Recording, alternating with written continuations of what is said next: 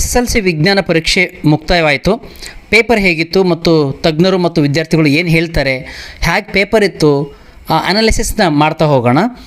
ಇವತ್ತು ಅಂದರೆ 23 March 2026ರಂದು science paper ಇತ್ತು. ಆ ಪೇಪರ್ ಹೇಗಿತ್ತು, ಯಾವ ರೀತಿಯ ಪ್ರಶ್ನೆಗಳಿತ್ತು ಅಂತ ನೋಡ್ತಾ ಹೋಗೋಣ. ಕರ್ನಾಟಕ ಶಾಲಾ ಪರೀಕ್ಷೆ ಮತ್ತು ಮೌಲ್ಯ ನಿರ್ಣಯ ಮಂಡಳಿ KSEAB ಸೋಮವಾರ ಮಾರ್ಚ್ 2026ರಂದು ಈ ರಾಜ್ಯಾದ್ಯಂತ SSLC ಪರೀಕ್ಷೆಯನ್ನು ಯಶಸ್ವಿಯಾಗಿ ಪೂರ್ಣಗೊಳಿಸಿದೆ. ಬೆಳಗ್ಗೆ 10 ಗಂಟೆಗೆ ಪರೀಕ್ಷೆ ಆರಂಭವಾಯಿತು. 15 ನಿಮಿಷಗಳ ಕಾಲ ಓದುವ ಸಮಯವನ್ನು ಒಳಗೊಂಡಂತೆ ಒಟ್ಟು 1 ಗಂಟೆ 15 ನಿಮಿಷಕ್ಕೆ ಮುಕ್ತಾಯಗೊಂಡಿತು.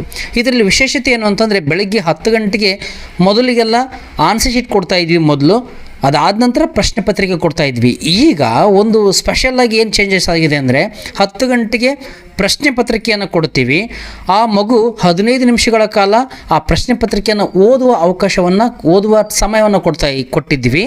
10 ಗಂಟೆ 15 ನಿಮಿಷಕ್ಕೆ ಆನ್ಸರ್ ಶೀಟ್ ಕೊಟ್ಟಿವಿ, ಅಂದರೆ 15 ನಿಮಿಷಗಳ ಕಾಲ ಓದ್ಕೊಳ್ಳೋಕ್ಕೆ ಅವಕಾಶ ಕೊಟ್ಟಿತ್ತು. ಅದಾದ ನಂತರ ಆನ್ಸರ್ ಶೀಟ್ ಕೊಟ್ಟ ನಂತರ ರಿಜಿಸ್ಟರ್ ನಂಬರು, ಸೈನು, ಅದಕ್ಕೊಂದು 5ರಿಂದ 10 ನಿಮಿಷಗಳ ಕಾಲ ಸಮಯ ಹೋಯ್ತು ಬಿಟ್ಟರೆ ಮಿಕ್ಕಿದೆಲ್ಲ ಮಕ್ಕಳಿಗೆ ಅನುಕೂಲ ಆಯ್ತು ಅಂತಲೇ ಹೇಳ್ಬೋದು.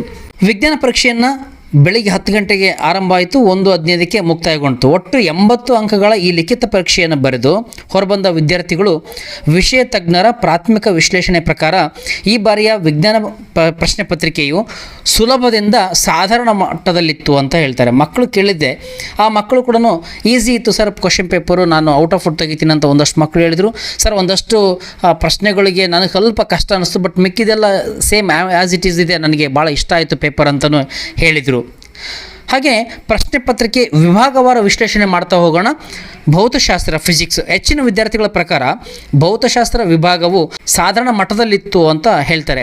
ವಿಶೇಷವಾಗಿ ಎಲೆಕ್ಟ್ರಿಸಿಟಿ, ವಿದ್ಯುತ್ ಶಕ್ತಿ ಮತ್ತು ಲೈಟ್, ಬೆಳಕು ಪಾಠಗಳಿಗೆ ಸಂಬಂಧಿಸಿದ ಲೆಕ್ಕಗಳಿದ್ದ ಪ್ರಶ್ನೆಗಳು ಸ್ವಲ್ಪ ಸಮಯ ತೆಗೆದುಕೊಳ್ತಿದ್ವು. ಅಂದರೆ ಅವ್ರಿಗೆ ಕ್ಯಾಲ್ಕುಲೇಷನ್ಸ್ ಎಲ್ಲ ಸ್ವಲ್ಪ ಜಾಸ್ತಿ ಇತ್ತು ಅಂತ ಮಕ್ಕಳು ಹೇಳ್ತಾ ಇದ್ದಾರೆ. ಆದರೆ ಸೂತ್ರಗಳನ್ನು ಸರಿಯಾಗಿ ಓದ್ಕೊಂಡಿದ್ದ ವಿದ್ಯಾರ್ಥಿಗಳಿಗೆ ಉತ್ತಮ ಅಂಕಗಳನ್ನು ಗಳಿಸಲು ಸಾಧ್ಯವಿದೆ.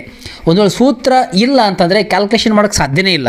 ಆದ್ದರಿಂದ ಸೂತ್ರಗಳನ್ನು ಚೆನ್ನಾಗಿ ಕಲ್ತ್ಕೊಂಡು ಆ ಸಂದರ್ಭದಲ್ಲಿ ಅಪ್ಲೈ ಮಾಡಬೇಕು. ಆ ಸೂತ್ರಗಳನ್ನು ಸರಿಯಾದ ಸಂದರ್ಭದಲ್ಲಿ ಅಂಥ ವಿದ್ಯಾರ್ಥಿಗಳು ಒಳ್ಳೆಯ ಅಂಕಗಳನ್ನ ತಗೊಳ್ತಾರೆ.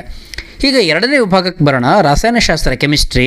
ಈ ವಿಭಾಗವು ಸುಲಭದಿಂದ ಸಾಧಾರಣವಾಗಿತ್ತು. ಅಂದರೆ ತುಂಬ ಟಫ್ ಇರಲಿಲ್ಲ, ತುಂಬ ಈಸಿ ಇರಲಿಲ್ಲ.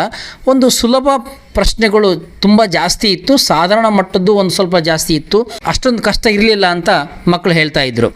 ರಾಸಾಯನಿಕ ಸಮೀಕರಣಗಳನ್ನು ಸರಿದೂಗಿಸುವ ಪ್ರಶ್ನೆಗಳು ಹಾಗೂ ಕಾರ್ಬನ್ ಮತ್ತು ಅದರ ಸಂಯುಕ್ತಗಳು ಈ ಪಾಠದಿಂದ ಕೇಳಿದ್ರಿಂದ ಪ್ರಶ್ನೆಗಳಿಗೆ ಉತ್ತರಿಸಲು ಸ್ವಲ್ಪ ಸುಲಭವಾಗಿತ್ತು ಅಂತ ಹೇಳ್ತಾರೆ. ಈಗ ಕೊನೆಯದಾಗಿ ಜೀವಶಾಸ್ತ್ರಕ್ಕೆ ಬಯಾಲಜಿಗೆ ಬರೋದಾದರೆ ಜೀವಶಾಸ್ತ್ರ ವಿಭಾಗದಲ್ಲಿ ನಿರೀಕ್ಷೆಯಂತೆಯೇ ಬಹುಪಾಲು ವಿದ್ಯಾರ್ಥಿಗಳಿಗೆ ಬಹಳವಾಗಿರುವಂಥ ಸುಲಭವಾಗಿರುವಂಥ ಪ್ರಶ್ನೆಗಳೇ ಬಂದಿತ್ತು ಅಂತ ಹೇಳ್ತಾರೆ. ಅಂದರೆ ಮಾನವನ ಮೆದುಳು, ಹೃದಯ ಮತ್ತು ನೆಫ್ರಾನ್ ಚಿತ್ರಗಳನ್ನು ಬರೆಯುವ ನೇರ ಪ್ರಶ್ನೆಗಳು ಸಾಕಷ್ಟು ಇತ್ತು ಅಂತ ಹೇಳ್ತಾರೆ. ಸುಲಭವಾಗಿ ಒಳ್ಳೆಯ ಅಂಕಗಳನ್ನು ಗಳಿಸ್ಕೊಳ್ಳಿಕ್ಕೆ ನೆರವಾಯಿತು ಅಂತ ಮಕ್ಕಳು ಹೇಳ್ತಾ ಇದ್ದಾರೆ. ಸಾಮರ್ಥ್ಯ ಆಧಾರಿತ ಪ್ರಶ್ನೆಗಳಿಗೆ ಒತ್ತು ಕೊಡಲಾಗಿತ್ತು.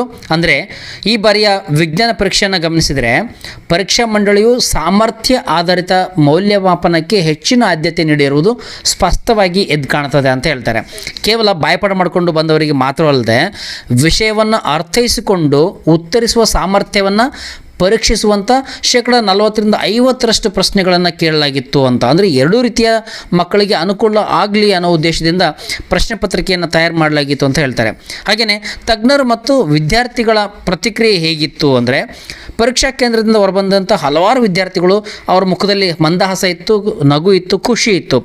ಬಹುಆಯ್ಕೆ ಪ್ರಶ್ನೆಗಳು MCQ ಏನಿದಾವಲ್ಲ ಅವು ಮತ್ತು 1 ಅಂಕದ ಪ್ರಶ್ನೆಗಳು ಬಹಳ ಸುಲಭವಾಗಿದ್ವು ಅಂತ ಹೇಳ್ತಾರೆ. ಹಾಗೂ ಒಳ್ಳೆಯ ಅಂಕಗಳನ್ನು ಸ್ಕೋರ್ ಮಾಡ್ಬೋದು ಅಂತ ಹೇಳ್ತಾ ಇದ್ರು. ಪ್ರಶ್ನೆ ಪತ್ರಿಕೆಯನ್ನು ಸಂಪೂರ್ಣವಾಗಿ ಮುಗಿಸಲು 3 ಗಂಟೆ 15 ನಿಮಿಷ ಕಾಲಾವಕಾಶ ಕೊಟ್ಟಿತ್ತು. ಅದ್ರ ಒಳಗಡೆ ತುಂಬ ಜನ ಮಕ್ಕಳು ಬರೆದು ಕೂತ್ಕೊಂಡ್ಬಿಟ್ಟಿದ್ರು. ಇದು ನಾನು ಅಬ್ಸರ್ವ್ ಮಾಡಿರುವಂಥ ಒಂದು ವಿಷಯ. ಕೊನೆಯಲ್ಲಿ ಭೌತಶಾಸ್ತ್ರದ ಲೆಕ್ಕಗಳನ್ನ ಬಿಡಿಸುವಾಗ ಕೊಂಚ ಗಡಿಬಿಡಿ ಮಾಡಿಕೊಂಡ್ರು ವಿದ್ಯಾರ್ಥಿಗಳು ಅಂತ ನನಗೆ ಅನಿಸುತ್ತೆ.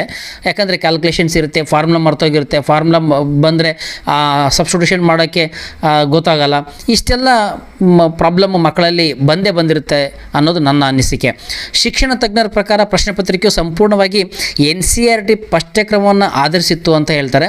ಹಿಂದಿನ ವರ್ಷಗಳಿಗೆ ಹೋಲಿಸಿದರೆ ಈ ಬಾರಿ ನೇರ ಪ್ರಶ್ನೆಗಳಿಗಿಂತ ಉನ್ನತ ಮಟ್ಟದ ಆಲೋಚನಾ ಕೌಶಲ್ಯವನ್ನು ಕೇಳುವ ಪ್ರಶ್ನೆಗಳ ಸಂಖ್ಯೆ ತುಂಬ ಜಾಸ್ತಿ ಇತ್ತು ಅಂತ ಹೇಳ್ತಾರೆ. ಇವನ್ನು ಸ್ಪಷ್ಟವಾಗಿ ಅರಿತ ವಿದ್ಯಾರ್ಥಿಗಳು ಸುಲಭವಾಗಿ ಉತ್ತಮ ಅಂಕಗಳನ್ನು ಗಳಿಸ್ಬೋದು. ಕಳೆದ ವರ್ಷ ವಿಜ್ಞಾನದಲ್ಲಿ 2451 ವಿದ್ಯಾರ್ಥಿಗಳು 80 ಔಟ್ ಆಫ್ 80 ಅಂಕಗಳನ್ನು ಪಡೆದಿದ್ದರು ಅಂತ ಹೇಳ್ತಾರೆ. ಈ ಬಾರಿ ಉತ್ತಮ ಫಲಿತಾಂಶ ಬರುವಂಥ ನಿರೀಕ್ಷೆ ಇದೆ ಅಂತ ಹೇಳ್ತಾರೆ. ಈಗ ಮುಂದಿನ ಪರೀಕ್ಷೆಗಳ ವಿವರ ಏನಿರ್ಬೋದು ಅಂತಂದರೆ, ಮಾರ್ಚ್ 18ರಿಂದ ಆರಂಭವಾಗುವ ಈ ಪರೀಕ್ಷೆ SLC ಪರೀಕ್ಷೆಗಳು ಏಪ್ರಿಲ್ 2ರವರೆಗೆ ನಡೆಯಲಿದೆ. ವಿಜ್ಞಾನ ಪರೀಕ್ಷೆಯ ನಂತರ ದ್ವಿತೀಯ ಭಾಷೆ ಅಥವಾ ಇಂಗ್ಲೀಷ್ ಇರ್ಬೋದು ಅಥವಾ ಕನ್ನಡ ಇರ್ಬೋದು ನಡೀತದೆ. ಮಾರ್ಚ್ 28 ಗಣಿತ ಇರ್ತದೆ. ಹೀಗೆ ಈ ಎಲ್ಲ ಪರೀಕ್ಷೆಗಳಿಗೆ ಮಕ್ಕಳು ಸಿದ್ಧರಾಗ್ತಾ ಇದ್ದಾರೆ ಅನ್ನೋದು ಒಂದು ಸಂತೋಷದ ವಿಷಯ ಅಂತ ಹೇಳ್ತಾ ಈ ವಿಡಿಯೋನ ಇಲ್ಲಿ ಮುಗಿಸ್ತಾ ಇದ್ದೀನಿ. ಮುಂದಿನ ವಿಡಿಯೋದಲ್ಲಿ ಸಿಗೋಣ. ಧನ್ಯವಾದಗಳು.